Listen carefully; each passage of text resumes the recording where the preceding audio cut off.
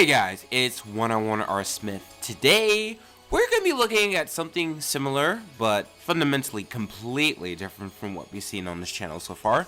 Today, I'm going to be reviewing the Master Grade Super Saiyan Goku. Now, this is a funny kid, and it comes from a very funny line of kids. We have to go back with the Wayback Machine. Okay, I'm not really the Wayback Machine, but we gotta go back over a decade to 2009. Back around the late 2000s, early part of 2010, Bandai tried to expand the Master Grade line and tried to include a lot of shonen-esque heroes and more humanoid figures from Dragon Ball, One Piece, and even Kamen Rider.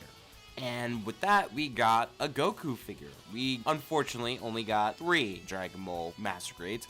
We've got normal Goku, Kaioken Goku, and Super Saiyan Goku. Go figure. And the weird part is, there were actually prototypes for both Trunks and Vegeta, but they never saw the light of day. And I guess that comes to the theoretical conclusion that Bandai didn't really see a lot of returns taking Master Grades from shonen figures. And I guess it really just didn't pan out very well. So Bandai stopped trying to expand the Master Grades and kept it to Gunpla. Now, in today's world, we have the figurized standard lines of Dragon Ball figures and other associated kits as well. But it's kind of cool to have something from like a time, and this Goku looks pretty cool. They based this Goku essentially out of his fight from Freeza, and specifically his first transformation into Super Saiyan. Now, I'm not gonna lie, I'm a little nervous about this review, in part that, if you guys don't remember, about over 2 years ago, very early on in the channel, I tried to do a review of a Super Saiyan Goku kit, and it got taken down. I actually got a copyright strike from both Toei and Funimation. So, we're treading on some very funny waters, especially with the recent controversy that Funimation has been going through the last year. But we're gonna try to put that aside, try not to worry, try to do this very straight and narrow. So why don't we open up, build up, and see what we have here. All built up, put together, and we have the Super Saiyan Goku. And this is pretty good. Now, I would not consider this build essentially a Master Grade. This is more in line with the Amplified War Greymon. It's a lot of small pieces put together. You're not going to build a skeleton. I don't think you could make a skeleton. However, for the straight builders, you're going to be using a fair amount of stickers. The eyebrows aren't painted in. The eyes aren't painted in. It's missing a lot of battle damage and scratches, which you can have the option of either water slides or sticker decals. But if you really want to make this Goku look like it was in the fight with Freeza, you would have to put in a lot of work, or even just to get it looking pretty decently. Like, I had to paint the hair into a flat yellow because I didn't like the translucent color. Otherwise, it's a decent looking kit, but we need to check out some articulation because it is Goku. As we do, we take up with the top from the head. The head has a double jointed ball joint and can go 360 degrees, no problem. The arms can go about parallel from each other. You're going to get a nice swivel at the bicep point. And the arms do this really cool thing when you flex. The bicep actually moves like a Master Grades would. It reminds me so much of the Astray Red frame in that aspect. This Goku also has a double jointed waist.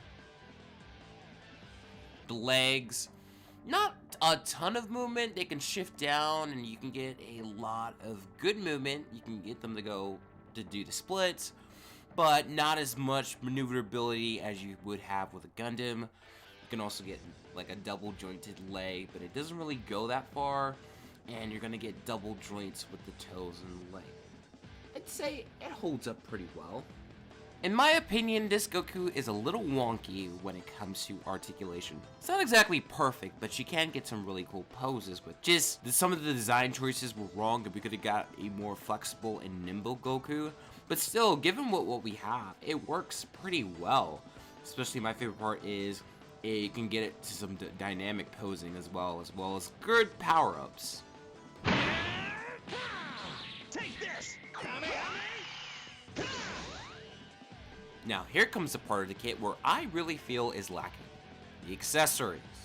Now, with this Goku, you're going to get The ability to swap out faces from a neutral stoic pose to a more yelling angry face, akin to him powering up or decking somebody.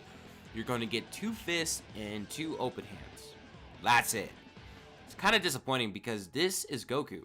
I was expecting a little bit more, though that might just come from the figure eye standard. You know, this is Super Saiyan Goku. Why couldn't we gotten a power-up effect or a Kamehameha? It's just kind of lacking. Like, how am I going to do a lot of the more epic poses? Granted, it also does come with an action base, but still, I just find this kit very lacking in accessories.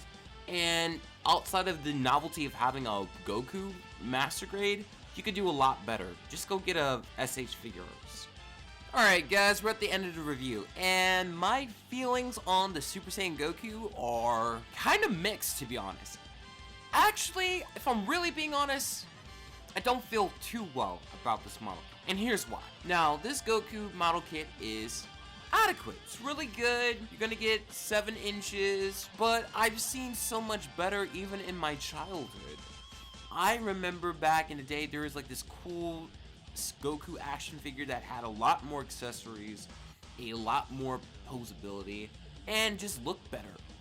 This Goku looks okay by itself, but you gotta do a lot of work in order to really bring out the anime out of it. I mean, for Christ's sake, some of his veins popping out are water slide decals. Come on. The other part is, I didn't really like the hair. It was like that weird translucent yellow that I was able to paint a flat yellow in order to make it look like it has texture. The lack of accessories really hurt, especially since I can't even do a proper Kamehameha. And now I'm kind of seeing why this short-lived line of model kits really didn't take off. Part of it was that Bandai just didn't have the technology at the time in 2009 and 2010. The figure eye standards are so much better even in comparison.